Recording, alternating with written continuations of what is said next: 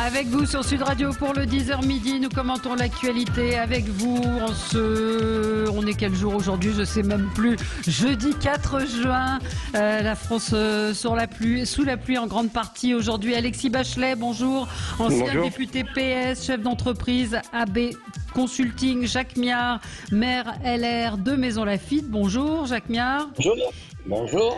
Jérôme Ripoul, directeur associé de l'agence Confluence, et vous êtes coprésident d'Opinion Valais. Bonjour à vous. Bonjour, et Laurence Valérie. Taillade, présidente du Parti républicain solidariste et auteur de ce livre qui est paru il y a quelques semaines, Être une femme en 2020 aux éditions Michalon. Bonjour à vous, Laurence.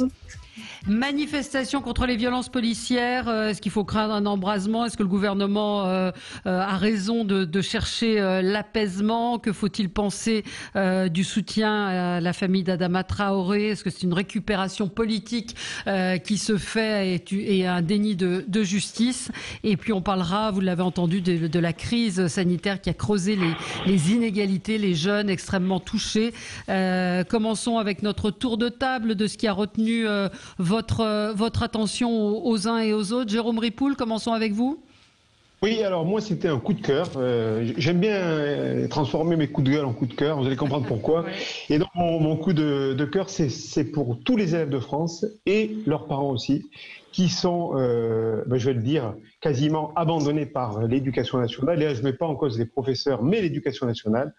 Il y a 4% d'élèves qui sont perdus de vue depuis le début du confinement. Il y a des départements les plus touchés, la Seine-Saint-Denis, le Val d'Oise, le Val-de-Marne, où il y a à peine 10% des écoliers qui ont repris.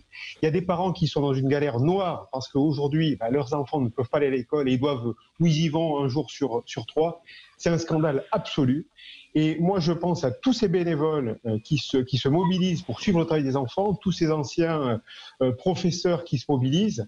Et je dis à ces élèves, tenez le coup parce que l'éducation, c'est essentiel. Ça fait des années qu'on tape aussi sur l'éducation. C'est le centre, c'est le pilier de la République. Alors maintenant, redressons-nous et donnons le moyen aux élèves et aux profs de repartir du bon pied. Et franchement, là, j'attends de Blanquer un peu plus de dynamisme et de réaction que ce qu'il y a aujourd'hui, parce que c'est vraiment très grave, c'est un véritable marasme.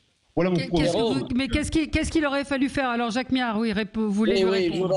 Je voudrais quand même poser une question à Jérôme, parce que de manière habile, n'est-ce pas, il dit « je ne veux pas opposer les profs, c'est l'éducation nationale qui est en faute ». L'éducation nationale sans les profs, c'est pas grand-chose. Or, vous savez pertinemment qu'aujourd'hui, dans toutes les mairies de France, l'éducation nationale a demandé aux collectivités, c'est-à-dire aux mairies, d'organiser le 2S, 2C, parce qu'il n'y a pas de mobilisation des profs. Donc, opposer et faire le distinguo entre, je dirais, les professeurs des écoles et l'éducation nationale, non. Alors, je vais répondre à Jacques Miard. Je vais répondre à Jacques Miard, parce que Jacques Miard, quand tout à l'heure on abordera le cas de Traoré, il ne va pas taper sur la police. Et il aura raison. Et moi, j'ai pas envie de taper sur les professeurs parce qu'on a besoin d'eux. Oui. Je pense effectivement que vous avez raison, Jacques Miard. Oui, mais est-ce qu'ils n'ont pas, est-ce que la question c'est est-ce qu'ils n'ont pas une responsabilité? Oui, oui, parce Valérie, que qu'est-ce qu'il peut faire le ministre si ça suit pas derrière? Ne vous prenez pas sur mes propos, mais non, mais tout à fait. Non, vous avez raison. Premièrement, le ministre, je pense que les règles qui ont été fixées, et ça, Jacques Miard pourra en parler, sont drastiques. C'est-à-dire qu'effectivement, dans les classes, on ne peut plus accueillir les élèves de façon suffisante. Or, on sait que les enfants sont peu touchés et sans doute moins porteurs du virus. Donc, il faut en tirer les conséquences. Donc, effectivement, on a mis les maires dans une situation insupportable. Il y a des profs, effectivement, qui peut-être, Jacques Miard a raison, se défaussent. Et donc, tout ça, c'est... Mais je ne voulais pas taper sur les profs parce qu'il y en a dans ma famille... Oui. On connaît Monsieur Donève, n'est-ce pas, qui s'est beaucoup impliqué dans votre commune. Oui, donc, oui, c'est un copain. Voilà, donc il faut penser à ça. Et on a d'excellents professeurs, ça je suis convaincu, mais il y a un moment, il faut aussi y aller. C'est vrai. Oui. Mais il faut y aller, il faut aussi écouter. Enfin, vous avez entendu quand même le tollé quand on a annoncé la réouverture des écoles. Des parents qui ne voulaient pas remettre leurs enfants à l'école, qui ont quasiment traité le ministre de l'Éducation d'assassin. vaccin. Donc là aussi, c'est compliqué. Ce matin, on m'a envoyé des photos d'une école, enfin d'une classe qui réouvrait. C'est absolument hallucinant. C'est du gel hydroalcoolique, du papier, un plexi devant le bureau de la prof. Enfin, il faut vouloir y aller. Hein. Laurence Taillade, peut-être, et Alexis Bachelet. Oui, parce qu'effectivement, je pense que déjà les règles qui étaient imposées, effectivement, étaient très drastiques, étaient un vrai problème puisqu'on a délégué au maire la responsabilité de la réouverture des écoles. Mais au-delà de tout ça, je pense que laisser la responsabilité aux parents de décider si oui ou non ils allaient mettre leurs enfants à l'école sans que ce soit l'école qui finalement donne leur aval est un problème aussi, et ça je l'ai déjà dit sur votre plateau, parce que finalement on donne le sentiment que l'école, ou en tout cas la scolarisation de son enfant est quelque chose d'accessoire et que les parents peuvent décider de faire ou non, alors que c'est quelque chose d'absolument essentiel, la scolarisation d'un enfant. Et donc je pense que ça ne devait pas revenir aux parents, mais bien aux enseignants et au système scolaire de décider si oui ou non les enfants devaient reprendre et de faire le tri entre ceux qui reprenaient ou non. Et je pense que ça, c'est vraiment le problème de fond, c'est qu'on a considéré qu'il était accessoire de remettre les enfants à l'école, et ça, c'est très très grave en termes d'image pour les parents. Oui, Alexis, vous avez remis vos enfants à l'école ? Non, parce que je ne peux pas. Tout simplement, j'ai discuté avec le maître de mon fils, qui, bon, d'abord m'a expliqué qu'ils avaient reçu un guide de 50 pages et que même s'ils allaient faire tout pour mettre en œuvre les règles sanitaires, c'était impossible de le respecter, que c'était un charabia technocratique qui ferait que s'ils mettaient tout ça en œuvre, ils n'auraient même plus le temps de faire les cours, la classe. Donc ils ont dit qu'ils allaient faire preuve de pragmatique, mais après il y a des limites qui sont aussi physiques. S'ils veulent respecter la distanciation, ils peuvent prendre que 12 élèves sur 22. Donc moi, dans la classe de mon fils, il y a 10 élèves qui ne sont pas rescolarisés, et il y a des endroits où c'est encore pire. Il y a des endroits où il y a des écoles où c'est moins de 1 enfant sur 3 qui est rescolarisé. Donc je pense que ça renvoie à la fois à ce que dit Laurence, c'est-à-dire que le fait de renvoyer sur les familles la responsabilité de scolariser ou pas, ça a finalement créé un effet où les parents se sont dit bon bah c'est pas très important de scolariser mon enfant. Donc moi j'ai des parents dans la classe de mon fils qui ont déjà envoyé les enfants chez les grands-parents en tirant une croix sur la fin de l'année scolaire. Et donc il y a les parents qui peuvent, il y a les parents qui peuvent pas. Enfin tout ça vraiment crée une confusion qui est dommageable. Compliqué. Allez, on va passer. Jacques Miard, oui. Allez-y. Je voudrais répondre à notre ami Alexis, c'est que effectivement il y a eu une programmation très technocratique de la chose, personne. Mais ce qui est clair, c'est qu'il y a eu une liste d'enfants prioritaires. Cette liste d'enfants prioritaires, nous l'avons bien sûr remplie et accueilli le maximum possible d'enfants, mais il faut aller plus loin. Et en ce qui me concerne, moi, c'est très simple en tant que maire, même si c'est une responsabilité normalement pédagogique, les 2S2C, nous, ville, nous ferons tout parce que vous avez tous raison, il faut que les enfants retournent à l'école. Très bien. Alors, Jacques Miard, coup de gueule, coup de cœur ? Un coup de gueule contre le ministre de l'Intérieur qui est incapable de défendre 2 services publics de la nation, la gendarmerie et la police nationale. Elle a été insultée dans un amalgame absolument inadmissible, et le ministre de l'Intérieur n'est même pas capable de rappeler que ce sont des services publics et que la loi s'applique et que ils ont été insultés dans cette manifestation par, je peux comprendre, je dirais, l'émotion, la solidarité familiale, mais il y a des choses qui sont inacceptables. On va en reparler. Oui, on va en reparler, Jacques, c'est un de nos sujets. Sont des services publics. Alors, on va en reparler tout à l'heure, Jacques, c'est notre sujet de débat. Laurence Taillade, coup de gueule, coup de cœur ? Alors, coup de cœur et coup de gueule à la fois. Coup de cœur pour les agriculteurs cantaliens que j'ai quittés hier avec regret, qui souffrent énormément, notamment la filière fromage, parce que vous savez, le Cantal, c'est le pays du fromage, et en l'occurrence, on a 1600 tonnes d'invendus de fromage AOP dans le département, ce qui est extrêmement grave puisque c'est la conséquence de la fermeture, notamment des restaurants, des cantines, des rayons coupes dans les grandes surfaces, mais aussi l'interdiction de l'ouverture des marchés. Donc la conséquence, c'est que ces fromages risquent de finir à la poubelle. C'est quand même dommage parce que ce sont de la production française, et c'est surtout une perte aussi de chiffre d'affaires pour des agriculteurs qui souffrent suffisamment. Et donc, le Cantal n'a pas les moyens aujourd'hui d'absorber la totalité de sa production, ça semble logique. Et c'est pas 147 000 habitants qui vont manger 1600 tonnes de fromage. Donc aujourd'hui, j'en appelle à la solidarité. Mangeons. Faut acheter les fromages. L'Essonne a déjà répondu à l'appel à la solidarité du président du conseil départemental Bruno Faure en achetant du fromage qui sera redistribué notamment aux associations d'aide alimentaire. Donc on va parler tout à l'heure d'une crise sociale. Je pense que c'est important aujourd'hui que la solidarité elle joue entre les départements, elle joue entre les individus et finalement si chaque département achète 30 ou 40 meules de fromage, notamment du Cantal AOP parce que le Cantal ne se conserve n'y a pas que le Cantal, il y en a beaucoup de fromages qui sont concernés, Laurence. Le fromage qu'on ne peut pas congeler, parce que Stéphane Travert a proposé la congélation des fromages, il y en a qui ne peuvent pas, notamment les fromages au lait cru. Donc voilà, mon appel, c'est un appel à la solidarité entre les départements. Remplaçons les fromages italiens, notamment dans la pizza et dans les préparations culinaires. Mangeons des fromages français. Imaginons d'autres filières pour écouler nos fromages. Aidons aussi, parce que ça, c'est, je pense, quelque chose qu'il faut faire, les agriculteurs, à transformer la filière de façon à être beaucoup plus aussi en adéquation avec la consommation. Voilà. Ouais. Non, mais vous avez raison, des baisses de 60% dans les ventes de fromage. Donc, ils ont lancé l'opération, effectivement, Fromagisons. Donc, il y a 6000 tonnes en surstock, vous l'avez dit. Donc, il faut acheter du fromage, c'est bon, vous soutenez. Parce qu'il y a des producteurs qui vont disparaître. Il faut savoir qu'il y a des tout petits producteurs qui développent certains fromages qui n'existeront plus s'ils ne sont pas aidés. Alexis Bachelet, tout autre chose, un autre fromage.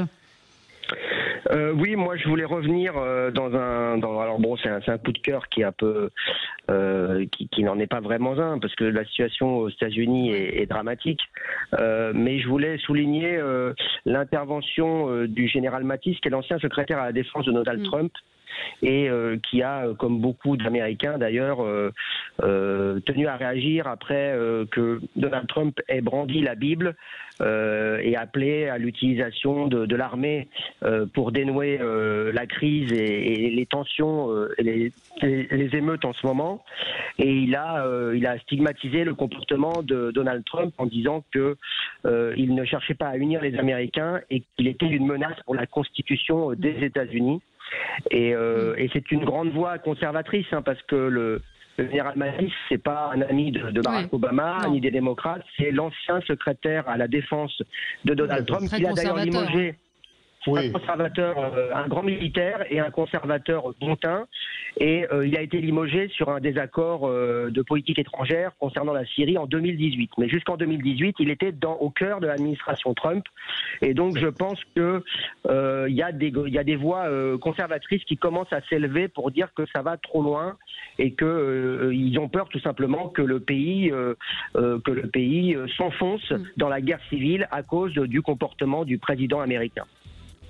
Bon, très bien. Mais écoutez, on se retrouve dans un instant. Tiens, peut-être un coup de cœur, vous l'avez peut-être entendu dans le journal, enfin un coup de cœur ou en tout cas cri d'alerte sur le don du sang. Les dons de sang ont drastiquement baissé pendant le coronavirus et il manque de sang partout en France. Donc si vous aviez l'habitude de donner votre sang, allez-y parce que c'est important de le faire et il faut que nos hôpitaux aient du sang en réserve. Voilà, allez, on se retrouve dans un instant et on va revenir sur le coup de gueule de Jacques Miard, ces manifestations contre les violences policières, l'attitude du gouvernement qui visiblement a, pardonnez-moi l'expression, le cul entre deux chaises et qui ne sait pas très bien comment réagir. À tout de suite. Avec vous sur Sud Radio jusqu'à midi pour commenter l'actualité, donc en réaction aux manifestations qu'il y a eu avant-hier soir. Le ministre de l'Intérieur a dit qu'il ne supporterait aucun... Qu'est-ce qui se passe, Alexis ? On vous a vu passer, sauter... Il faut que je fasse la police avec les enfants. Ah, voilà, donc suite à ces rassemblements de soutien à la famille d'Adama Traoré, on a entendu le ministre de l'Intérieur dire qu'il ne supporterait aucun laxisme dans la police, dans les rangs de la police. Et puis hier, Didier Guillaume qui a parlé sur notre antenne, sur Sud Radio, d'une manifestation tout à fait incroyable. Alors Jacques Méhard, je vous redonne la parole. Est-ce qu'aujourd'hui l'État abandonne ses policiers et est-ce qu'ils sont aujourd'hui extrêmement gênés par ce qui est en train de se passer, cette situation où on avait quand même 20 000 personnes dans la rue, donc le signe de quelque chose, et une réaction très compliquée parce que ne pas embraser est évidemment le vœu du gouvernement. Oui, alors ça, on peut le comprendre, effectivement. Il y a une sorte de franchisage international suite aux événements américains. Mais moi, je ne vais pas juger les événements américains, que les Américains, je dirais, nettoient leur linge sale. Non, mais je vous parle de la France, moi, je vous parle de la France. C'est justement. Et donc, ce qui s'est passé hier, véritablement, dans les propos qui ont été tenus, c'était des propos de haine et de racisme véritablement. Et le racisme n'est pas un monopole d'un type d'individu à la couleur de peau différente des autres.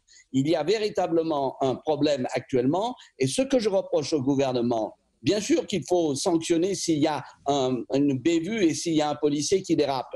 Mais il n'en demeure pas moins que les services publics de la gendarmerie, de la police nationale méritent un peu plus de considération et méritent d'être défendus. On ne peut pas laisser traîner dans la boue, comme ça s'est passé véritablement dans les propos de la sœur de Traoré, que je peux comprendre peut-être sur le plan, je dirais, de l'émotion et des choses comme ça, mais il n'en demeure pas moins que ces propos étaient des propos de haine, c'était des propos quasiment racistes, et ça c'est inacceptable. Et j'attends du gouvernement qu'il défende les institutions de la République et qu'il soit véritablement extrêmement ferme sur ses principes.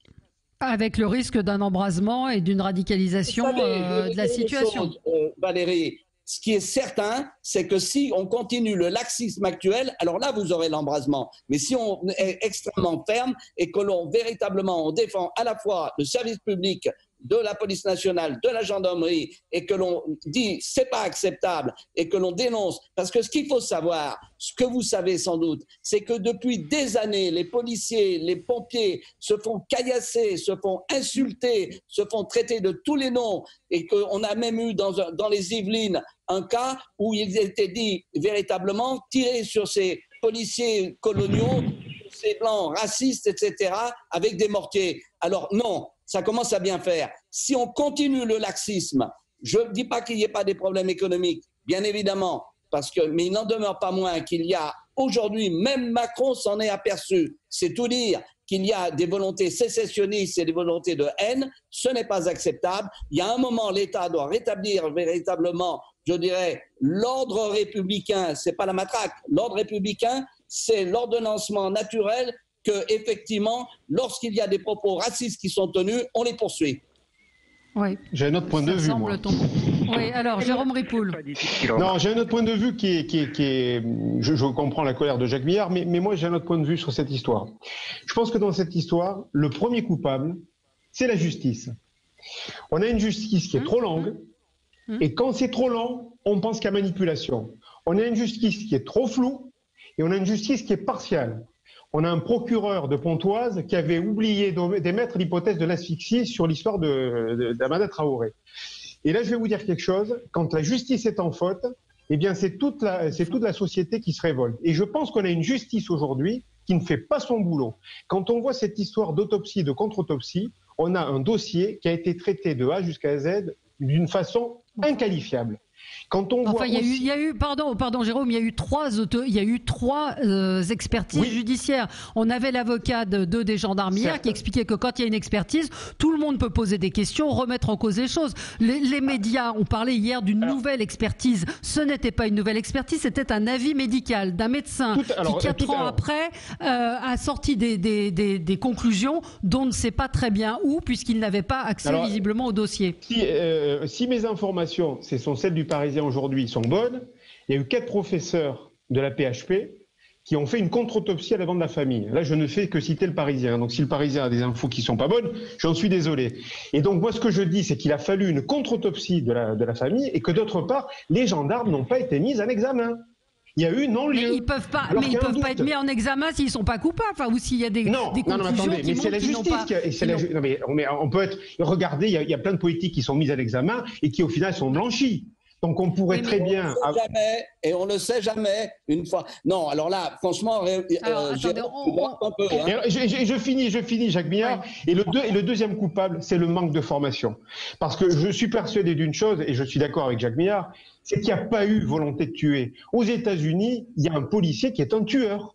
Il a des affaires, il a plusieurs affaires sur le dos, donc des meurtres. C'est un tueur. C'est pas un policier, c'est un tueur. Là, on a affaire peut-être à un excès, j'en sais rien, de violence, ou en tout cas un excès de coercition sur un individu qui est effectivement peut-être malade et qui a abouti à sa mort. Donc c'est involontaire. Mais je pense qu'il faut que la justice soit claire et qu'on sache ce qui s'est passé. Mais pourquoi est-ce que quand la justice ne va pas dans votre sens, elle est forcément vendue? J'ai pas dit qu'elle est dans mon sens. Elle peut très bien dire que... ça ne va pas dans le sens que vous souhaitez, donc elle est forcément injuste. Il n'y a pas eu de procès, Valérie. Il n'y a pas eu de procès. Mais oui, mais s'il n'y a pas de procès, enfin c'est la justice, c'est pas à vous que je vais dire ça. Il y a la justice, si la justice décide qu'il y a un non-lieu. Oui, mais là, on parle dans l'absolu. Je parle pas forcément de ce cas-là. Genre la justice, elle est là pour déterminer si. Mais il y a un examen de la justice. S'il n'y a pas de mise en examen, c'est que la justice estime qu'il n'y a pas lieu de mettre en examen. Enfin, vous ne pouvez pas demander à la justice de mettre tout le monde en examen s'il n'y a pas lieu de mettre en examen. Est-ce que la justice ne se trompe jamais? Et est-ce que le dossier n'est pas vérolé? Voilà. Jérôme, la justice... Alors attendez, on va y revenir. On va y revenir dans un instant avec vous. 0826 300 300. À tout de suite. Avec vous sur Sud Radio pour le 10h midi. Alors, nous parlions de l'affaire Traoré, on parlait des manifestations et de la réaction du gouvernement, et on était sur la justice. C'est-à-dire que ce qui est gênant quand même, c'est que on fasse d'un cas, d'une généralité également, et on ne connaît pas vraiment le dossier non plus. Donc c'est là aussi où c'est compliqué. Laurence Taillade, sur ce que disait tout à l'heure Jérôme Ripoul. Voilà, j'ai entendu qu'il y avait un problème de formation. Alors, je rappelle quand même que dans la gendarmerie comme dans la police, c'est près de 300 000 personnes quand même dont on parle, qui ont été insultées de cette façon hier, parce que je considère qu'effectivement, il y a insulte quand on fait un amalgame et qu'on considère que les dérives d'un ou deux ou trois ou 10 policiers sont les dérives de l'ensemble de l'institution. Il n'y a pas de dérive institutionnelle, il n'y a pas de racisme d'État, comme certains voudraient le laisser croire. Certainement aussi parce qu'il y a un vrai business aussi du racialisme et non pas de la lutte contre le racisme. La lutte contre le racisme, c'est quelque chose, c'est une chose à laquelle on devrait tous s'atteler. Pour autant, ce que recherche un certain nombre de ces franges indigénistes, c'est l'imposition du racialisme dans notre pays. Et finalement, c'est quelque chose de totalement anticonstitutionnel, puisque je le rappelle, en France, il n'y a pas de noirs, il n'y a pas d'arabes, il n'y a pas de blancs, il n'y a que des citoyens, et c'est justement qu'on arrive à vivre ensemble. L'autre chose, c'est que j'entends que, évidemment, il y a un problème dans les contrôles aux faciès, et là, on doit lutter contre ça. Pour autant, lorsqu'il y a des dérives policières, elles sont très fréquemment, et la plupart du temps, la réponse à une résistance face à l'autorité policière, la résistance face à une interpellation, et là, inévitablement, il y a l'usage de la force. Donc, ce n'est pas contre l'usage de la force, je pense, qu'il faut s'indigner.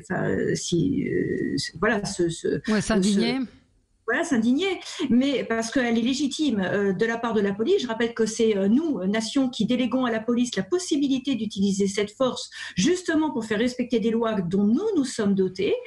Donc ce n'est pas contre ça qu'il faut s'indigner, mais c'est bien contre le fait qu'il y a des dérives effectivement chez certains policiers, mais on ne peut pas dire des choses comme la police assassine et encore moins jeter en pâture le nom de policiers, l'identité de ces policiers, pour qu'ensuite ils soient les victimes de dingues, parce qu'il n'y a pas d'autre terme, que ce soit sur les réseaux sociaux ou à leur domicile. Et je veux aussi parler d'un cas qui m'est plus proche, c'est celui de Jacqueline Eustache-Brinio, la sénatrice du Val d'Oise, qui, la semaine dernière, a été prise d'assaut à son domicile parce que des décisions qui avaient été prises au niveau de la ville déplaisaient à un certain nombre de délinquants. Donc, à un moment, il faut s'arrêter, il faut arrêter d'utiliser la force, que ce soit dans un sens ou dans l'autre.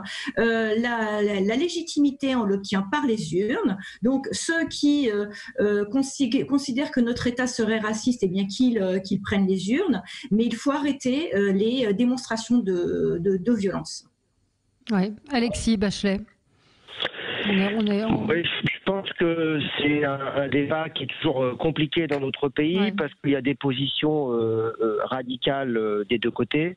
Je rappelle quand même que l'État français a été condamné en 2016 pour contrôle au faciès abusif. Donc il y a une décision de justice qui a démontré qu'il y avait parfois, de la part de l'institution policière, de certains policiers, certaines dérives. Dire cela, ce n'est pas remettre en cause le travail de la majorité des fonctionnaires de police, qui sont d'ailleurs soutenus massivement par nos concitoyens. Toutes les enquêtes d'opinion le montrent, donc essayer de faire croire qu'il y a une volonté de remettre en cause l'institution policière dans sa globalité, c'est faux, c'est une colère un petit peu surjouée. En revanche, et je le sais parce qu'en tant que parlementaire, nous avons eu ces débats dans la précédente législature avec Manuel Valls, ministre de l'Intérieur, puis avec Bernard Cazeneuve, il est quasiment impossible de faire entendre des propositions qui sont mises en œuvre dans d'autres pays pour essayer d'apaiser les tensions entre certaines populations qui se sentent parfois victimes de contrôle abusif et une partie de la police. Je vais prendre deux exemples. On avait demandé à mettre en place des récipicés, comme ça se fait en Angleterre. Vous savez, quand vous êtes contrôlé, vous avez un récipicé, comme ça on sait qui est contrôlé et ça permet de détendre un petit peu les choses. Ça a été un refus systématique des ministres de l'Intérieur, des gouvernements, quels qu'ils soient, d'ailleurs de droite ou de gauche, et des syndicats de policiers d'ailleurs qui ont tort parce que ça permettrait de mieux les protéger. Pareil pour les caméras. On avait demandé à Bernard Cazeneuve, c'était à la fin du quinquennat de François Hollande, la mise en place d'une expérimentation pour le port de caméras piétons de policiers, pour que les interventions soient filmées. Ça protège les policiers eux-mêmes et ça protège aussi finalement les concitoyens avec des images qui peuvent ensuite être examinées par la justice s'il y a des incidents graves. À chaque fois qu'on a essayé pour détendre l'atmosphère, pour recréer un climat de confiance généralisé entre la police et les concitoyens, parce qu'il y a des concitoyens aujourd'hui qui le disent, ils ne sont pas rassurés forcément par la présence policière, et puis ce n'est pas des délinquants, c'est des concitoyens. Ils ne sont peut-être pas là aujourd'hui pour s'exprimer ce matin, mais j'en connais beaucoup. Et ce n'est pas des gens qui sont dans la délinquance, c'est des citoyens français à part entière qui se sentent français et qui respectent la police, mais qui entendent aussi être respectés par cette institution de la République. Est-ce qu'on peut simplement dire cela? Vous rejoignez les propos de Camélia Jordana, des milliers de gens se font massacrer tous les matins par la police. Si on n'aime pas se faire arrêter par la police. Ça, Valérie, c'est de la caricature. Ce n'est pas ce que je dis. Mais vous ne pouvez pas empêcher des gens de ressentir et de dire cela. Peut-être que c'est excessif, peut-être que c'est caricatural, peut-être même que ça doit, si ça tombe sous le coup de la loi, ça doit être réprimé.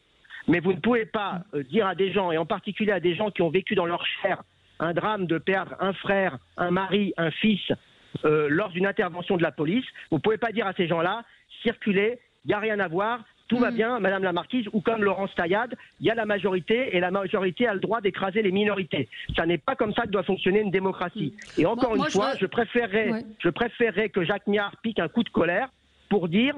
Pourquoi ne mettons pas en œuvre le récipicé sur les contrôles d'identité, les caméras piétons? Ça permettrait d'arranger la situation. Alexis, soyons sérieux. Hein. Le récipicé, c'est une preuve, je dirais, pour papillote. Pourquoi? Parce qu'on peut et puis le gars derrière, il va continuer à faire, je dirais, un délit. Et il va dire « Ah, mais j'ai été contrôlé ». Soyons sérieux. C'est pas comme ça. Je suis étonné par ton propos qui met toute la charge de la preuve sur la police. Il faut quand même pas oublier que ça fait des années, Alexis, que nos policiers, nos pompiers sont attaqués à coups de mortier, sont traités de tous les noms, que les policiers soient bleus, blancs, rouges ou noirs. Donc, il y a un moment, ça suffit. On a laissé le laxisme, on a laissé véritablement des dérives aujourd'hui prendre pied dans les banlieues et ça se terminera mal, oui, parce qu'il y a un moment, il va falloir dire, c'est pas comme ça que ça se passe. Il y aura de la casse. Je le regrette profondément. Et moi, la méthode, elle est expérimentée aux États-Unis. On voit le résultat. Tous en même temps. il faut quand même être un peu plus rigoureux. On ne peut pas mélanger interpellation et contrôle au faciès, je l'ai dit. Il y a un problème avec le contrôle au faciès. C'est lié, Laurence. Mais il y a une différence entre le contrôle au facial et l'interpellation. C'est pas parce qu'on se fait contrôler qu'on va se faire interpeller et tuer. Et le problème, c'est que les discours racialistes qui sont portés actuellement font systématiquement et de plus en plus l'amalgame. C'est que les slogans, c'est police assassine. Moi, je suis désolée, je n'accepte pas qu'on dise la police assassine. C'est pas vrai. La police n'assassine personne. La police utilise des procédures d'interpellation qui sont des procédures violentes. Eh bien oui, parce que la police a la légitimité de la violence. Mais on ne peut pas dire des choses aussi graves concernant... Alors là, Laurence, attendez, on ne peut pas vous quand même dire, oui, la police a la légitimité. Laurence, si ton fils meurt dans une interpellation de police, je ne pense pas que tu diras ça. Voilà, la police a la légitimité de la violence, il faut quand même ramener les choses. Pas de résister aux policiers. Si ton fils meurt étouffé sous le genou d'un policier, ça m'étonnerait que tu dises ça. Moi, je pense qu'il faut quand même ramener de la raison. D'abord, c'est un débat où on est tout le temps en train d'opposer des choses. Moi, je n'oppose pas. Moi, je ne dis pas, je tape pas sur les policiers, je tape. Moi, je dis, dans cette affaire, puisqu'on parle de cette affaire, il y a eu un défaut de la justice. On n'est pas d'accord, mais je suis désolé, il y aurait eu un procès public, ça aurait ramené beaucoup de calme. Mais pourquoi ? Mais parce que un procès public, Jacques, on n'a pas eu. Pas tous en même temps. On vous entend pas. Excusez-moi, mais ils font leur travail. C'est la confusion mentale. Non, mais permettez-moi de finir. Laissez-le finir, Jacques Miard, sinon on n'entend rien. Premièrement, je suis désolé, un procès public. Et s'il avait de surcroît conduit au non-lieu, enfin un non-lieu pour les gendarmes, un acquittement, ça aurait été une chose qui au moins aurait lavé la gendarmerie. Voilà. Donc il faut pas refuser par principe. Mais je finis. On a l'impression. Mais vous refaites la justice, la procédure. Non, je refais pas la justice. Mais non, de la même façon, je vais vous dire, Valérie, de la même façon qu'aux États-Unis, il y a une justice, ok ? Est-ce que vous critiquez la justice des États-Unis ? Aux États-Unis, le policier qui a été incriminé dans les affaires précédentes a été blanchi. Bon, donc on ne peut pas dire la justice, elle existe, c'est une justice humaine, elle peut faire des erreurs. Donc c'est le premier point. Et je suis désolé, je n'en démords pas sur cette histoire-là. La justice, vu le dossier, aurait dû aller jusqu'au bout et avoir un procès. Deuxièmement... Mais qu'est-ce que vous en savez ? Vous le connaissez, le dossier ? Qu'est-ce que vous en savez ? C'est là où je ne suis pas d'accord avec vous. Il y a un non-lieu. Mais qu'est-ce que vous en savez ? Mais qu'est-ce que vous en savez ? Alors, pourquoi il n'y aurait pas de non-lieu ? Et Valérie, je dis que sur cette histoire-là, où il y a eu des autopsies, contre-autopsies, parce que je suis désolé, j'ai retrouvé l'information, en mars 2009, effectivement, il y a eu 4 professeurs d'assistance publique au hôpital de Paris qui ont fait une contre-autopsie et qui révélait effectivement qu'il y a eu asphyxie. Bon. Mais donc, à la demande de la famille, c'est-à-dire que ce sont des expertises qui sont hors circuit judiciaire. Valérie, attendez, Jérôme, répondez-moi sur ce qui s'est passé il y a 3 jours. C'est-à-dire qu'il y a une décision, il y a une expertise judiciaire, donc sous l'autorité d'un juge d'instruction, où toutes les parties ont accès au dossier. Là, on parle de l'affaire Adama Traoré, qui conclut qu'il n'y a pas d'asphyxie, le rôle des policiers n'est pas mis en cause.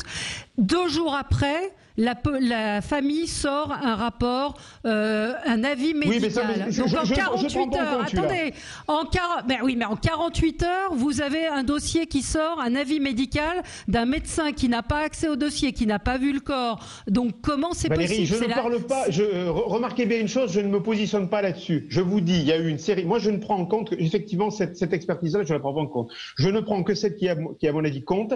Ce sont 4 professeurs de médecine, d'assistante publique au hôpital de Paris, qui sont des gens sérieux et qui se sont prononcés. D'ailleurs, la justice a rouvert une enquête. Donc moi je dis, on n'est pas d'accord. Un collège de médecins spécialistes mandatés par la famille de la victime. Donc c'est encore une fois celle à laquelle vous faites allusion du 12 mars 2009. Ce sont des médecins mandatés par la famille. Donc hors de toute expertise judiciaire. Bon, on va pas refaire le procès Adama, mais ce que je veux dire, c'est qu'on peut pas juger. On est d'accord. Mais enfin, je redis, des procès en France qui aboutissent à des acquittements, il y en a plein, et on ne s'offusque pas qu'il y ait eu procès. Je finis. Deuxièmement, Jacques Miard, sur la police, il est évident qu'on est dans un état de droit et que force doit rester à la police. Bon, maintenant, depuis l'affaire Traoré, il y a eu une série de problématiques où effectivement les Français ont eu l'impression qu'il y avait un excès de violence. Et pour cause, il y avait les gilets jaunes. Et je pense que ça arrive dans ce contexte et que ça relance la machine. Maintenant, une fois qu'on a dit ça, moi, je ne crois pas qu'on ait le même cas que les États-Unis, et je suis d'accord avec vous tous. C'est-à-dire qu'en clair, on est dans une société qui n'est pas raciste. le racisme n'est pas institutionnalisé. Il y a des racistes en France, oui, mais la société n'est pas raciste. Et je pense que la meilleure façon quand même de démontrer ça, c'est que quand il y a des affaires qui prêtent au doute, et c'est rare sur la gendarmerie, ça on peut le souligner, la police est très souvent mise en cause mais parce qu'elle agit dans des milieux urbains, c'est moins vrai pour la gendarmerie, et je pense que quand il y a des affaires où la police et la force de l'ordre sont mises en doute, il faut aller jusqu'au bout, et qu'on ne gagnera que des bonnes choses à la transparence. Voilà. Non, mais juste, alors Jacques Mira. Parce que véritablement, les procédures judiciaires ne fonctionnent pas comme vous le décrivez. Quand il y a véritablement doute avec des juges d'instruction, si le juge d'instruction avait décidé qu'il y avait une faute et qu'il aurait mis en examen à ce moment-là les gendarmes, il y aurait eu procès. Mais on ne va pas vous suivre parce que sinon, n'importe quel individu qui aura je dirais un différend avec un policier, avec un gendarme, va demander un procès public. Mais des personnes mises en examen, il y en a tous les jours. Non, Jérôme, on se calme. Hein, on se calme. Parce que ce que vous dites. Deuxièmement, que la justice en France soit parfois trop lente, je le sais. Et ça tient à beaucoup d'éléments, donc on ne va pas débattre ici. Mais de grâce, de là à, je dirais, aller véritablement dans cette optique où on va faire des procès publics pour n'importe quoi. Non, je n'ai pas dit ça. Le juge d'instruction en décidera, le juge est indépendant. Le juge d'instruction était véritablement dans l'institution judiciaire une force. Beaucoup de pays nous les envient parce qu'il est indépendant et je peux... Eh bien, Jacques... donne des instructions au juge d'instruction. Eh bien, Jacques Villard... Jérôme, écoutez ça. Comme disaient les profs, le juge d'instruction est l'homme le plus puissant de France. Vous devriez le savoir. Jacques, pour... pas en cause cette institution. Jacques, je me ferai un plaisir... Jacques, je me ferai un plaisir de faire du fact-checking et de retrouver les déclarations où vous avez mis en cause la justice. Moi, bien sûr que j'ai de temps en temps mis en cause la justice, parce qu'on peut être effectivement en désaccord avec des décisions de justice. Voilà. Bon, pas moins que dans l'affaire ici, vous allez à l'excès et vous êtes en train de judiciariser. Je ne vais pas à l'excès, je demande la transparence. Vous allez en train, Jérôme, de judiciariser la société. Pas du tout. C'est un problème. Il y a un mort, il y a absolument non, mais attendez, incroyable. Il peut y avoir un mort lorsqu'un individu a fauché aussi un gendarme et à ce moment-là, sur la voie publique. Il y aura un procès, c'est logique. Bon, mais là, oui, parce qu'il y a véritablement une faute. Mais il y a un homicide. Pas moins que vous ne pouvez pas généraliser ce que vous venez de dire et je m'étonne véritablement. Je ne le généralise pas, Jacques Millard. Combien y a-t-il de morts? Combien y a-t-il de personnes qui meurent en interpellation? Très peu. 12. Sur ces affaires-là, on doit être exemplaire. Point final. Ah oui, mais s'il n'y a pas motif à procès... Sinon, inquiétez-vous de ce qui risque d'arriver parce qu'effectivement, ça nourrit des haines, des incompréhensions. Non, ce qui nourrit la haine, c'est la rationalisation. Allez, on marque une pause et on n'a pas évoqué le sujet du risque de l'embrasement. On a un auditeur qui veut réagir. Christophe, sur le sujet, à tout de suite. Nous sommes ensemble sur Sud Radio jusqu'à midi pour commenter l'actualité. On a évoqué pas mal de choses. Risque d'embrasement ou non, on en parle avec vous et on a Christophe en ligne avec nous. Bonjour Christophe. Bonjour à tous. Bonjour. Qu'est-ce que vous vouliez nous dire, vous, sur ces manifestations ? Eh bien que le gouvernement vaut mieux qu'il joue l'apaisement parce que le problème c'est qu'à force d'accumuler les brasiers, au bout d'un moment ça risque de faire cramer la France tout simplement parce qu'il y a des problèmes dans les banlieues. Nous dans les campagnes, entre le chômage qui va arriver avec les fermetures d'usines et les médias qui montrent les images, chacun va dire ah, lui il a fait ça, j'ai fait encore plus fort que lui pour qu'on parle de moi. Au bout d'un moment ça va être compliqué. Après il y a un deuxième sentiment, c'est que la justice est à deux vitesses. N'en déplaise à certains, c'est que quand je vois certains de vos confrères, style Jean-Jacques Bourdin qui se plaint parce qu'il a été arrêté, qu'il est à 186 km/h, il trouve pas normal de se faire arrêter. Et ça, nous on le pense aussi. Je vous rassure que c'est pas tout à fait normal. Bon, on parle du cas Benalla. De se faire arrêter pour 186 km/h, c'est pas normal. Oui. Ah, mais il a dit à la radio le lendemain matin. Non, mais vous dites, je suis d'accord, c'est pas normal d'être arrêté pour 186 km/h. Si, moi je dis c'est normal. Ah oui, bien sûr, c'est normal. Je veux plus de justice à deux vitesses. Ce que je veux vous dire, c'est qu'un Santignan lambda se fait arrêter 186, on lui retire le permis. Oui, mais le problème, c'est qu'avec cette justice qu'on a en France, c'est pas. Il y a deux poids, deux mesures. Là, il a été arrêté. En l'occurrence, on lui a retiré son permis et sa voiture. Donc, mais lui, il s'est permis quand même de dire à l'antenne. Oui, non, mais je suis d'accord avec vous. On ferme ça. Quand on a fait une connerie comme ça, on dit rien. Voilà. Après, comme je dis, nous, le problème, c'est qu'on parle de justice. Votre confrère disait que la justice, elle est indépendante, etc. On parle du cas Benalla. Monsieur Benalla s'est fait attraper plusieurs fois avec deux passeports. Faites-vous choper en France avec 2 passeports, vous verrez si vous n'avez pas directement en prison. Et ça, le problème, c'est que ça commence à se dire et c'est pas bon pour Monsieur Castaner, tout simplement. Ouais. Donc vous avez le sentiment qu'il y a des puissants d'un côté qui sont pas... mais quel rapport avec les manifestations? Vous pensez qu'il y a des manifestations Mais le problème, c'est qu'à force, le ras-le-bol qui est en train de monter en France, je vous dis, il y a des gilets jaunes, nous, qui vont se retrouver au chômage. Il y a des gens là qui vont parler, nous, dans l'aéronautique, nous, c'est sinistré. Je veux dire, nous, dans le bassin toulousain, Figeacois, de Casillois, etc., il y a plus de 1000 personnes qui vont se retrouver au chômage. Il y a un mec qui a tout perdu, honnêtement, quand il voit ce qui se passe en France, quand vous voyez par exemple la porte-parole qui dit bêtise sur bêtise, pour pas dire un autre mot parce qu'on a l'antenne, elle se fait pas licencier, et qui gagne peut-être 10 fois plus que ces gens-là. Au bout d'un moment, les mecs, ils en ont plein la casquette, quoi, honnêtement. Oui. D'accord. Merci de nous avoir appelés. Merci beaucoup, Christophe, sur le risque d'embrasement. Puis ça peut nous amener effectivement sur ce qu'évoquait Christophe sur la crise à venir. Risque d'embrasement ou pas, Alexis Bachelet? On vous a pas trop entendu. Non, je ne pense pas qu'il y ait de risque d'embrasement parce qu'il y a eu un moment, je dirais, de mobilisation un peu exceptionnelle liée aussi au contexte américain, même si je pense que Jérôme Ripoul a eu raison de dire qu'on n'était pas du tout dans le même contexte et que la société française n'est pas une société raciste, il n'y a pas de racisme d'État. Donc je pense que la majorité de nos concitoyens le savent. Ça ne veut pas dire effectivement qu'il n'y a pas ici ou là des dysfonctionnements de la justice et de la police. Et je pense que votre auditeur a raison de dire que ce qui est plus important pour l'écrasante majorité des Français, quel que soit d'ailleurs leur lieu d'habitation, que ce soit à la campagne ou en zone urbaine, c'est la question sociale. Et que ceux qui essayent de substituer la question raciale ou identitaire, parce qu'en fait vous avez les mêmes, des deux côtés de l'échiquier, il y a des gens qui parlent race, et puis d'autres qui parlent identité. Mais ces gens-là sont marginaux et minoritaires. L'immense majorité des Français veulent qu'on traite les sujets, qu'on traite la question de la crise économique qui vient, la crise sociale, et qu'on traite les dysfonctionnements. Et c'est vrai que je trouve que c'est dommage de balayer d'un revers de main et de dire que c'est des problèmes uniquement minoritaires. Il y a eu aussi pendant la crise des Gilets jaunes des problèmes de relations entre la police et les manifestants. On en a beaucoup parlé à Sud Radio.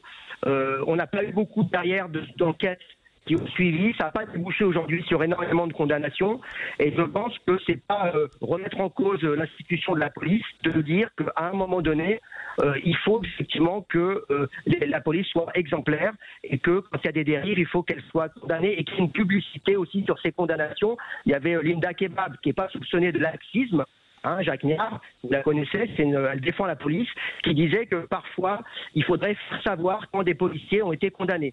Et que donc l'opacité, le secret, l'idée qu'il faudrait rester sur des tabous, ne pas dire les choses pour ne pas affaiblir les institutions, en fait, ça nourrit quoi? Ça nourrit la suspicion, ça nourrit le sentiment d'injustice, et pas seulement dans une partie de la société française, dans toute la société française. Donc arrêtons aussi d'être dans le déni et dans la pudeur, et de ne pas vouloir dire les choses.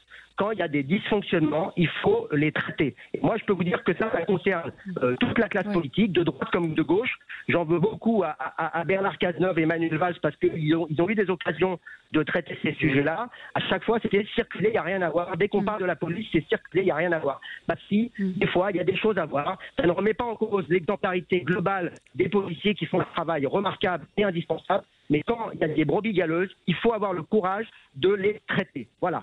Et d'ailleurs, ça rendrait par rapport à ce que disait Jérôme Ripoul.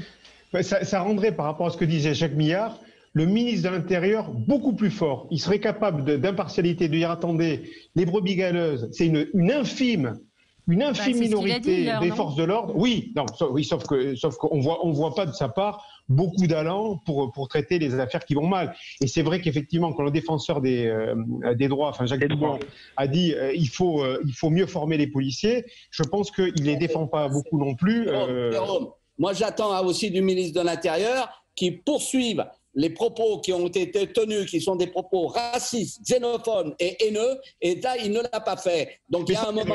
Il y a des propos racistes, il faut les poursuivre. Non, mais attendez, vous parlez d'embrasement dans les banlieues. Le meilleur moyen, c'est qu'il y a un moment, il y a un certain nombre de personnes dans les banlieues qu'il faut mettre véritablement sous les verrous, et à ce moment-là, il n'y aura pas d'embrasement. Mais si vous continuez dans ce laxisme, vous leur laissez la voie et vous aurez l'embrasement. Mais justement, pas de laxisme, vous avez tout à fait raison, et donc une impartialité absolue avec une justice qui est ferme d'un côté et de l'autre. Cela étant, mon cher Jérôme, en ce qui concerne la justice et votre conception de la justice, alors là, je vais vous dire... Mais j'ai pas une conception de la justice. Non, mais attendez, j'ai pas une conception de la justice. Vous ne pouvez pas remettre globalement, comme vous l'avez fait... Jacques Millard, est-ce que la justice a été instrumentalisée sur l'affaire Fillon, pardon? Voilà, je vous pose la question. Alors là, j'attends de voir. Quand on aura tous les éléments, on verra bien. Voilà. Est-ce que le parquet national, quand il s'est prononcé, il a été manipulé ou pas? Vous voyez? Donc, alors, soyons sérieux. Vous êtes un vieux un mot, Laurence. Pas tous en même temps. Je pense que le problème de fond, manifestement, c'est un problème de moyens pour la justice, puisqu'on le voit bien, elle n'a pas non plus totalement les moyens de rendre justice. En l'occurrence, comme le dit très bien Jacques Millard, c'est qu'il y a beaucoup de délinquants qui sont à l'extérieur des prisons et qui devraient peut-être être dans les prisons. Donc ça fait partie du problème. Effectivement, il faut éviter toute forme de laxisme, et puis pour ça, il faut donner des moyens à la justice, que ce soit pour poursuivre les policiers des délictueux, comme pour poursuivre les délinquants. Et puis je pense qu'il faut aussi restaurer le lien entre la police, la gendarmerie, les armées et la population pour ramener un petit peu de confiance aussi, parce que la police, elle est avant tout là pour nous protéger. Merci à tous les quatre. On a appris pendant l'émission que le 14 juillet, le défilé était annulé. Il y aura une cérémonie place de la Concorde, mais pas de défilé du 14 juillet. Ça nous fera un sujet de débat et peut-être même qu'André Berkoff va y revenir dans quelques instants. Merci à tous les quatre.